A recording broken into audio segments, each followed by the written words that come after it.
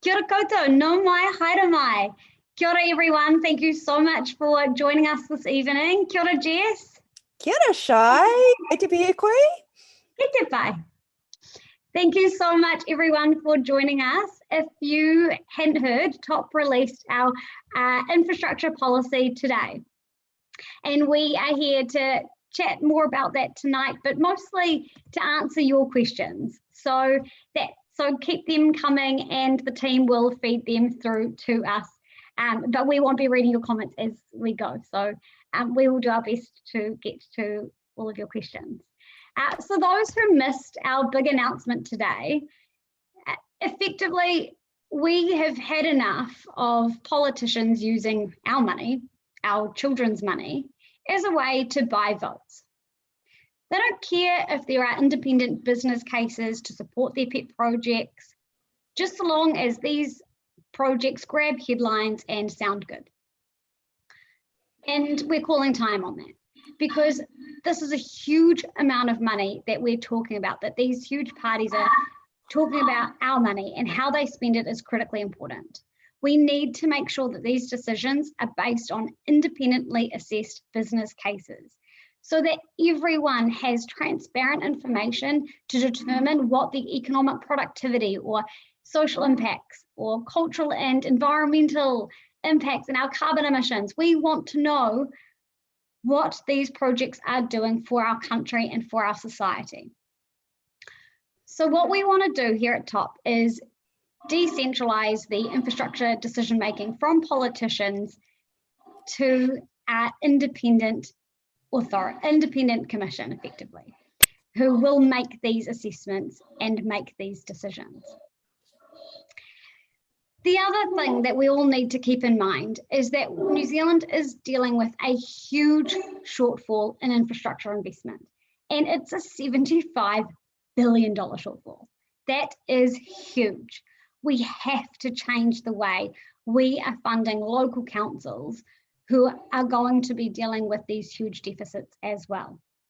One of the parts of our policy that we released today is redirecting the GST from new developments back to local councils to have access to submit their projects to be assessed as to which projects have good business cases, but to make sure that they have the funding needed to pay for things like the water infrastructure that is desperately needed. Our wastewater pipes in so many of our centres are decades behind where they need to be. So I'm sure Jess can explain a little bit more around the problem with our local councils at the moment. Yeah, so our local councils own 40% of the infrastructure in New Zealand, but they only have 7% of the funding. So they are really just set up to fail. And no wonder, in Wellington, for instance, we have leaking water pipes and poo pipes. They just can't afford the upkeep, no matter how hard they try. So redirecting the GST off new developments not only helps them plug that infrastructure building and maintenance hole, it also encourages them to do the new developments that we need in order to house our growing population and deal with the housing supply problem. So it's it's a win-win. That's right. And we need to encourage and incentivize these councils to want to have more development in the areas and to not be held back by these issues around funding, but to have this financial incentive to really push them towards freeing up more land and pushing forward with more housing projects to deal with our housing crisis as well as our water infrastructure crisis. That is, it's bad up here in Auckland, and I know down in Wellington you guys are having issues as well, Jess. Yeah, absolutely. And Shai, shall I talk a little bit about the history of infrastructure funding in New Zealand and how we've got into this mess? I used to work at the Ministry of Transport. I worked in land transport infrastructure funding. So I know quite a little bit about funding roads, and the same sort of principles apply to other kinds of infrastructure, like water infrastructure, for instance. But basically, before 1989, the funding of roads was completely politicized. There were grubby politicians' fingers in all of the pies. And that basically meant that if you have an electorate that is, this is going to sound a little bit familiar right now, I must say, if you have an electorate that is looking a little bit dodgy, well, you can promise a flash train line or a flash road or a port maybe in that electorate. If you have the people who you don't like, who don't vote for you, you can deny them funding. And you can, but basically it's pork barreling. So that was the situation before 1989. And between 1989 and 1996, basically, they went through a process of depoliticizing transport funding because they made a really incredible and rare decision for politicians to make, which is that they could not be trusted with this money. So they sounds oddly familiar. Right, yeah. And this has happened in a few cases. It's happened with the Reserve Bank, who has the independent authority around interest rates. It's happened with Pharmac, who has the independent authority around drug funding, because the same thing happens with them. They get lobbied and they pretend that they have expertise that they don't, and just fund the people with the loudest voices. So when politicians make this incredibly rare and very responsible decision that they can't be trusted to make these sorts of decisions, that's a really big deal. Sadly, the independent system that they set up in 1996, briefly, there's a board that makes the decisions about state highways, and local authorities listen to local people about what they need, and they put up bids for the kinds of projects that they want. And all of those bids would be ranked, and they'd have benefit cost ratios, and the independent board would basically, I'm oversimplifying massively, but basically list them from the ones that have benefit cost ratios of 20, which means for every $1 you spend, you get 20 back, down to the ones basically until the money runs out, you fund all the best projects. Benefit cost ratios are not perfect. They don't they're not necessarily great at capturing intangible benefits like cultural benefits. They're not super great at capturing resilience benefits, but it basically means that all the projects that get funded are worthwhile, and the crappy ones down the bottom don't get funding at all. So that independent system lasted for about 5 years. And then they started slowly chipping away at it. So let me see, that would have been 2001-ish. I started working at the Ministry of Transport in 2004. And by that time, they were still trying to do sort of sneaky ways of getting around the system. But in the last 14, 15 years, whatever, 14 years since I left there, they now just do it blatantly. So there's still some independent decisions, but the rest of it, they just put in Crown contributions and just fund whatever the heck they want. So vote buying is back in a big way. And that means that because there's only a limited, amount of money in this country, we're funding projects, for real, we are funding projects in New Zealand that have benefit cost ratios of less than 1, which means for every $1 you spend, you might get 50, 60 cents back. So if you spend $1 billion on a project with a benefit cost ratio of 0.6, it's basically like setting $400 million on fire. If you set $399,999 on fire, that would be a better use of money than funding some of these projects. Because you can go buy a $1 sausage with your leftover. Exactly. So that is what is happening now. Meanwhile, we have not just infrastructure projects, but other kinds of spending that has benefit cost ratios of 10 or 20. I have just been at on a panel about sexual abuse, rape, sexual assault, and things like that. And there are NGOs crying out for funding with projects that have massive benefits, run on shoestrings. And these politicians are setting hundreds of $millions on fire. And I do not know how they can live with themselves. It's because they only want to buy your vote with something tangible, something they can sell you really easily, that everyone in the population can understand what it is they're talking about, super tangible, super sellable. Yeah. It's just so lazy. And it's our money that they are absolutely setting on fire, basically. Wasting. Right. And so, vote buying, I mean, maybe democracy is a little bit of vote buying, but if you're vote buying with your own money, well, that's one thing. But at the moment, we're borrowing money from our children, grandchildren, future generations. So in order to win an electorate and to be able to cut a nice ribbon on a sexy road project, they're going to sell our children down the river. It actually disgusts me. It's just ridiculous. And, up here in Auckland, we have National talking about a second harbour crossing. I encourage anybody to go off and read Greater Auckland's report on that last year. They reviewed NZTA's proactively released report. Oh, sorry, it wasn't a report. It was a advice to the minister, a brief to the minister. But it also, the cost benefit analysis of a second road crossing was less than one. And yet they're still talking, I don't know what shape or form they want their second road crossing, but it's a road crossing, which NZTA have said doesn't make sense. So why are we still having that conversation? Yeah. With our money. Yeah. And the thing that really frustrates me about this is, all of you out there, if you go to your Meet the Candidates or you're listening to politicians, if they start promising you individual projects, and they're usually, roads or ports, they're things above ground that you can see, not things below ground like water infrastructure. If they start promising you to deliver individual projects, please ask them, what does the business case say? What is the benefit cost ratio? Why are you getting involved with this decision at all? How can you be promising to deliver something when you have no idea of the real costs and you haven't had the benefits assessed? Why would you promise something like that?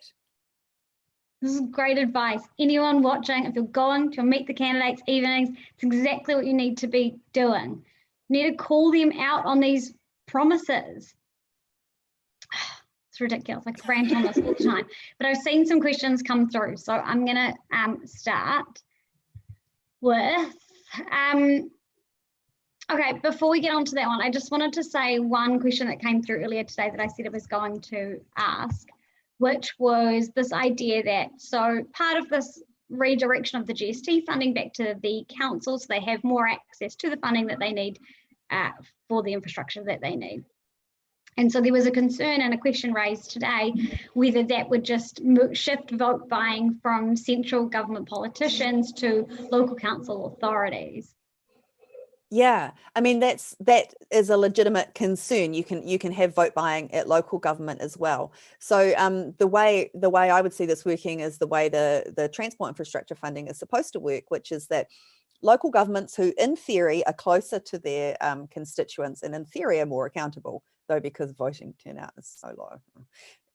The point is they put up their bids and they put up business cases, and this independent authority assesses them, and if they don't meet the business case, then they just don't get funded. Now there might be business cases that they should be putting up that they're not putting up. This doesn't necessarily take care of that, but it does mean that if they're putting up crappy projects just to buy votes, they're just not going to get through that system. When it comes to local roading, there is co-funding required. So the central government and local government share the costs of projects. So local government has skin in the game, and they have their rates funding. And this is how I see this infrastructure commission funding for water and things working as well. They have to have skin in the game. So, they are incentivized to take care with money. Definitely. Okay, so we have a question here. I don't have your name, I'm sorry. So their comment was, choosing policies with the best cost benefit ratio and funding them with their own region's development GST is all well and good. But won't this policy, sorry, this one's a bit of a long one, but won't this policy leave behind the provinces where projects are inherently more expensive per person as the lower density lowers cost efficiency? And where low population growth means there is less initial development to begin with. Seems like they'll be left out of the loop. Perhaps a regional Kickstarter might help. Well, I can tell you how that happens with local roading projects, which is that you're exactly right that that provinces have a lower rating base than cities. So there are different, I don't know if they're still called them, but they used to be called financial assistance rates. So in a city like Wellington or Auckland, central government would pay about 40% of the costs of a project, and local government would pay 60%.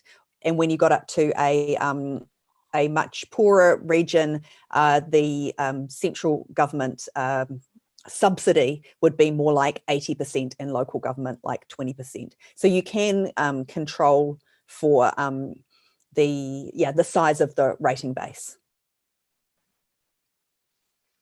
But I think it is fair to say that in terms of water infrastructure and huge issues, the biggest deficit right now is within our city centres. Those are the areas that have had the greatest population increases without any further infrastructure investment. So I heard it explained really nicely, actually, that we had been bringing in annually the population of Rotorua without building the infrastructure that a population the size of Rotorua needs. And that's a really fair analysis, right? So I think that is why that was a really fair question, but I think that is why there is a lot of focus on where the huge deficits currently are. Yeah. So there was another question here. Just to think through your e-bike comparison a little more, currently there is no cycle crossing for the Waitemata, so having the bike won't help much. Yes, I hear you. I'm up here in Auckland as well. I think that was sort of just an illustrative example of how much money we're talking about, rather than saying giving everybody e-bikes is the cost benefit analysis done. It was just an example of how that money could be spent, just to show the scale of what we're talking about effectively. That's the thing, when humans are not very good at dealing with large numbers, and once numbers sort of get over the difference between a million and a billion, it's just an M and a B. Well, we're not very good at picturing those things. So the e-bike thing is exactly, it's just to help us understand that these projects that our central government politicians are promising, spending the money like it's pocket change, are eye-wateringly expensive in many cases. And so often when Kiwis think of infrastructure and when they're being talked to by politicians about infrastructure, the focus seems to be all the time on road and rail. Road and rail, we'll get by this road or we'll get you this train. And there's just so much more to infrastructure spending. We've covered off the water issues, the water deficit, infrastructure issues that we have significantly in our centres, but there are other things as well that we can be thinking about with this as infrastructure, right?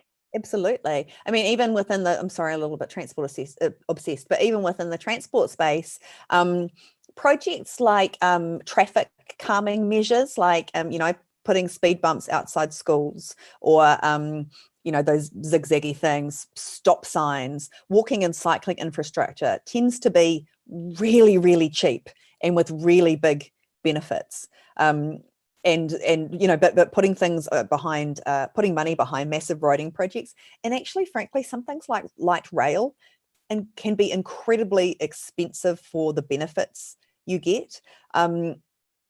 It's often the unsexy projects that have the best benefit cost ratios. That's one of the reasons politicians can't really be trusted, because they just like the sexy stuff. Their priorities are not aligned with bookie cost benefit analysis, right? That doesn't excite them. It's not going to grab you a headline. Yeah. Have I said that I think that have I told you, Shai, that I feel like our new slogan should be like top, we're bringing unsexy back? I don't know. I like it. It's true. It may not get approval, but yeah. We'll send it to the committee. Okay. Yeah. Okay, another question has come through. How can we further incentivize this longer term decade plus infrastructure, such as dams in Auckland, to get us water to our homes so that we don't start to have regular water restrictions every year. I have something, you might have something to say about this, Shai. I'm not an Aucklander, but I certainly know in Wellington that our leaking pipes, I think we're losing, I'd have to look it up. I think we're losing something like 20% of our water just through leaking pipes because the infrastructure is just so crappy. It's it's just leaking all over the place. So I feel like water shortages are it's not necessarily there's not enough water, it's just that we're just wasting it through crappy infrastructure. But you might have, well, we've got, I mean, we have, I don't know what our stats are on leakages or things like that. I haven't seen that up here, but we have, for example, these huge pipes that are meant to be split in half of stormwater and wastewater. And when there is a huge rainfall, they rise and they merge, and then they just become one and go out to the sea. So that's lovely. Yeah, we have huge issues. Sorry, go back to your question. So it's part of the plan of making sure that councils have access to this fund to apply for infrastructure that's needed. One of the most important deficits that we're talking about this evening is water. So if we have this independent assessment overseeing funding, then they would be making sure that there is long-term sustainable water infrastructure in place so that we don't have these yearly huge deficits. I mean, that's why restrictions. That's why you well, one of the reasons you depoliticize is that politicians are always going to be focused on the 3-year cycle. They're not talking about, they're not thinking about investments. I mean, this is, on the one hand, they're not thinking about investments that are going to benefit people, 20, 30, 40, 50 years in the future. The other side of that coin is that right now we're making investments in massive roading projects that are going to lock in our high carbon economy for the next 50 years. So they are, they're being ding-dongs on both fronts, basically. They're not thinking beyond frickin' this year, let alone, 20, 30, 40, 50 years into the future. Are they even thinking about lowering the emissions at all? I mean, where we currently stand is our emissions need to fall off a cliff if we are going to meet our targets, which doesn't look to be happening anytime soon from either main party. And it's going to require $1 billion a year just to try and change our practices of investment into New Zealand's economy to try and if we're going to have any hope of meeting these targets. But yeah, though I must say what Jeff was saying today is that $1 billion is the $1 billion we need to spend a year is what we spend on housing in 3 weeks. So if only someone had a policy that would redirect money from housing investment into other kinds of investment. If only we would change the tax system to incentivize that, right? Yeah. The graph of the carbon decarbonisation we need to do, if no one has seen it, it shows our emissions going like this, and then you get 2050 here, and then to get to zero, we have to go almost like that. So the idea that we are spending money on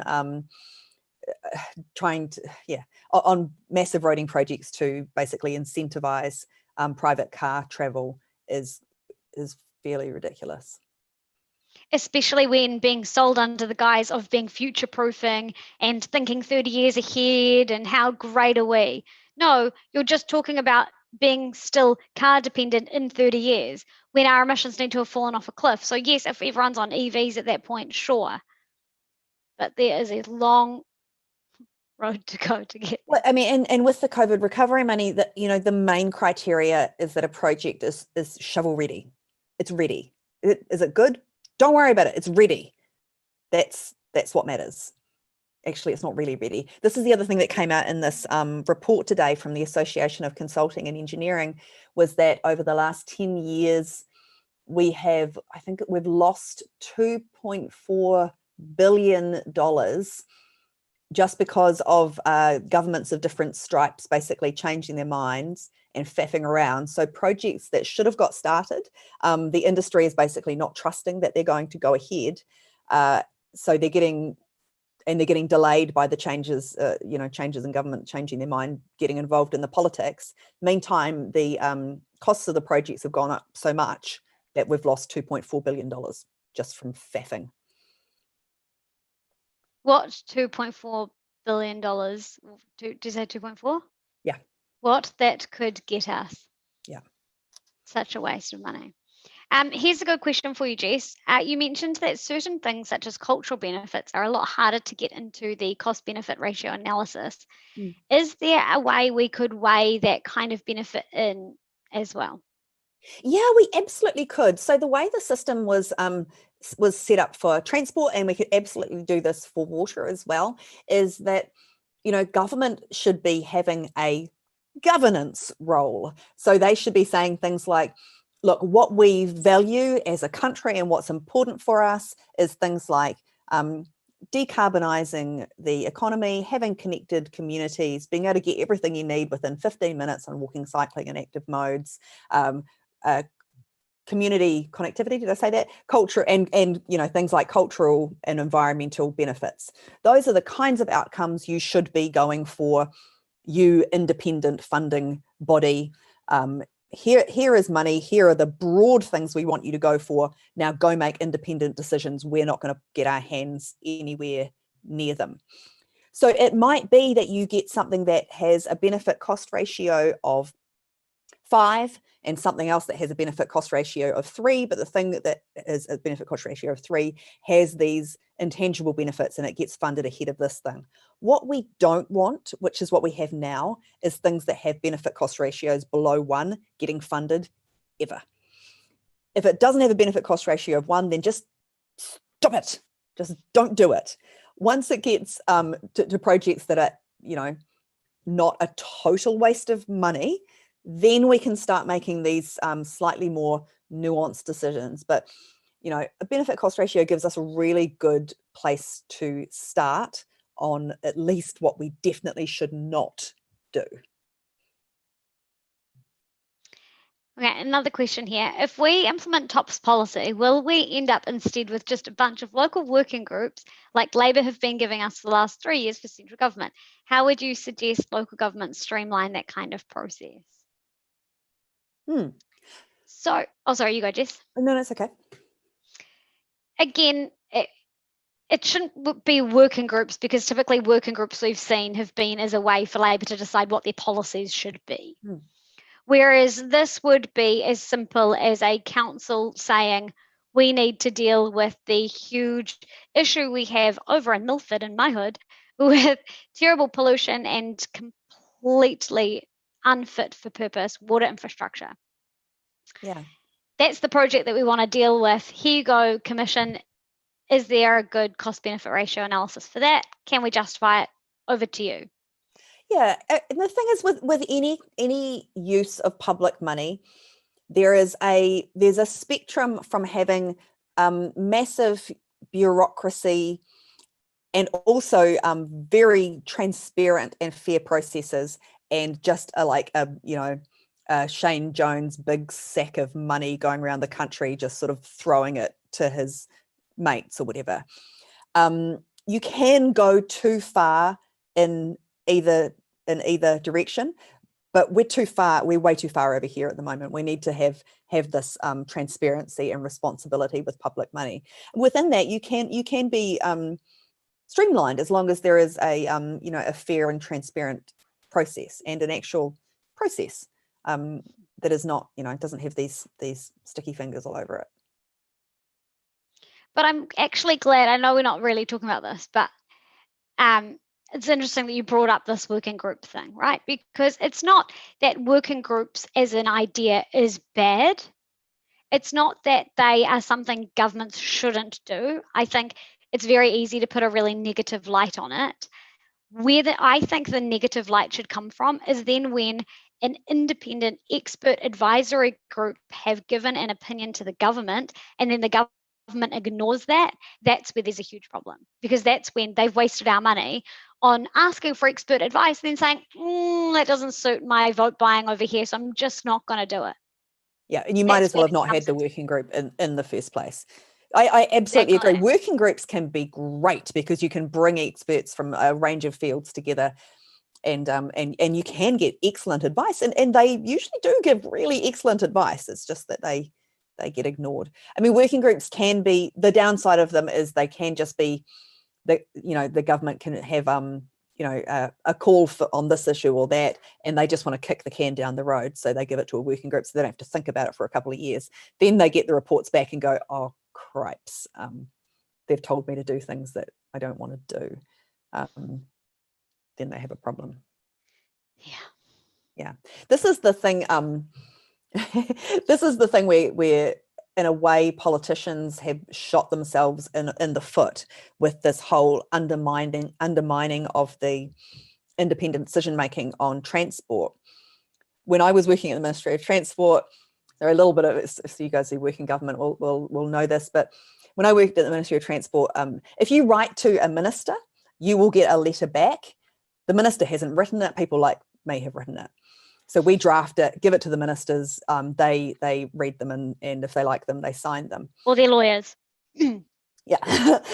So we would get letters every day to the Ministry of Transport saying, I want this train, I want this road, I want this bus stop outside my house. And we would say, cut and paste every time, as it was then called, Transfund Board has statutory independent decision-making powers on individual projects. As a Minister of Transport, I am not allowed to interfere in these decisions.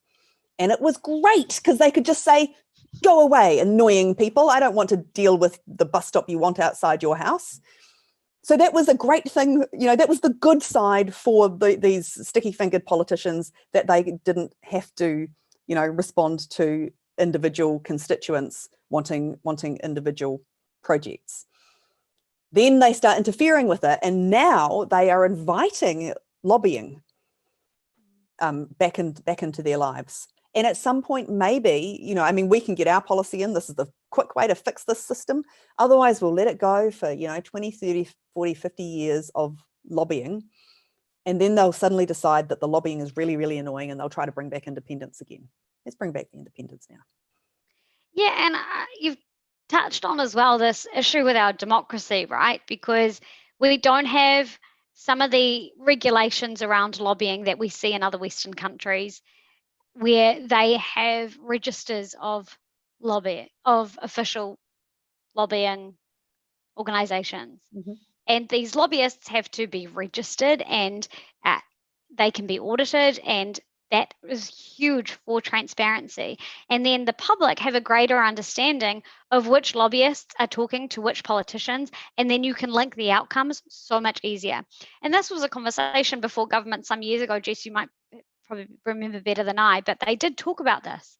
And I think it might have been still when Helen Clark was here, and it didn't go anywhere, basically, or it came in and came out, and it just went nowhere, because at the end of the day, we have a revolving door of lobbying in this country. There is no gap in time between somebody coming in and out of working out in an industry to become a politician, or a politician going straight out onto a board. And you might be able to think of some high-profile names off the top of your heads without me needing to say anything about Bailey's. So it's just... this is touching on other issues in our democracy that haven't been addressed, because it is very rare for politicians to legislate against their own interests, even if it's in all of our best interests, and that's a huge problem. Mm. Talk about that all day.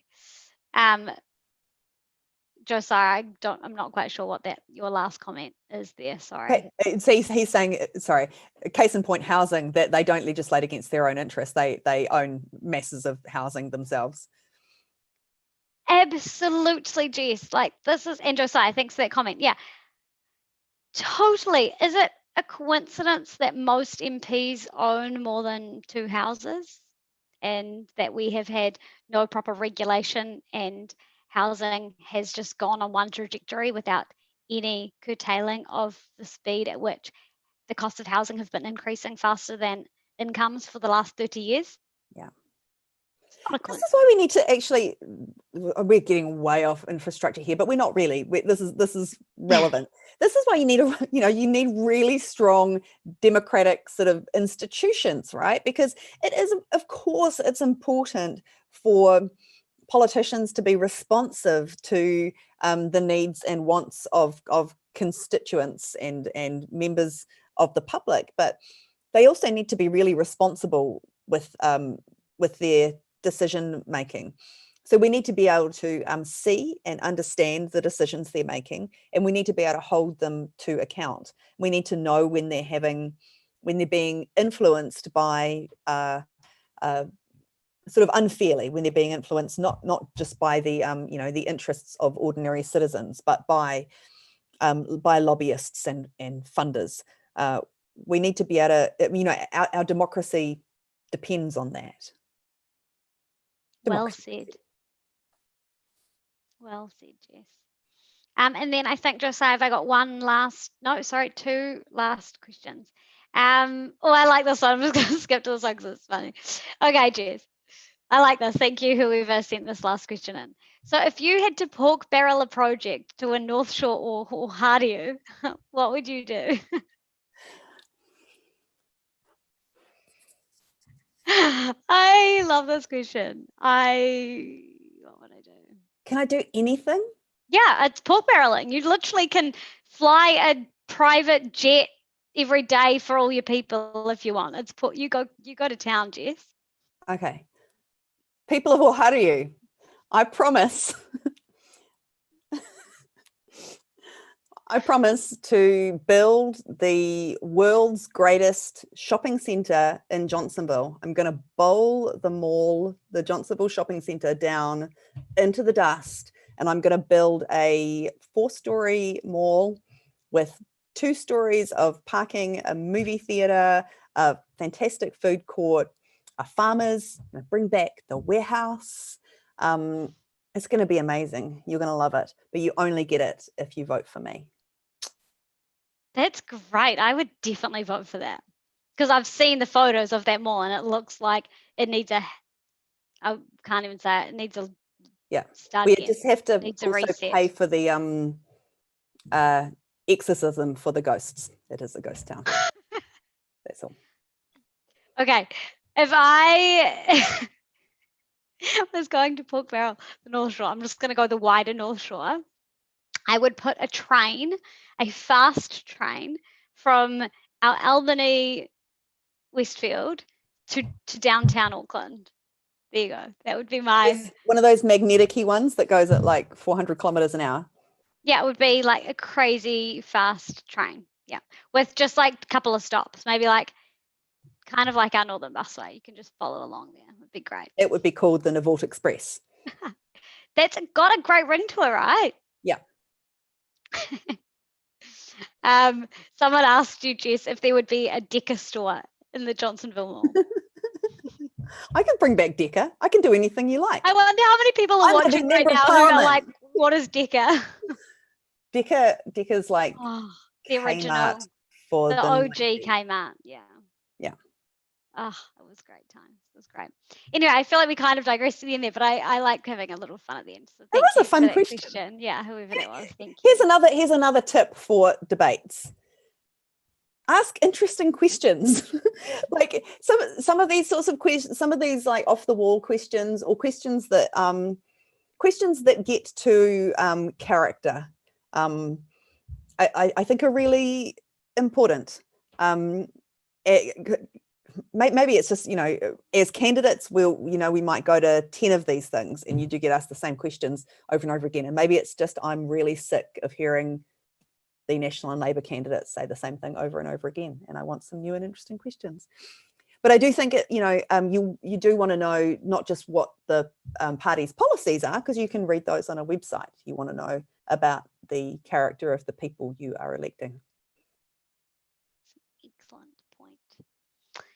So everyone, thank you so much for tuning in with us this evening. And obviously, keep your questions coming. I'm sure between all the candidates, they will come along and answer your questions. Anyway, so thank you so very much. I hope you all take care out there, and we'll talk to you soon. Kia ora. Ka kite.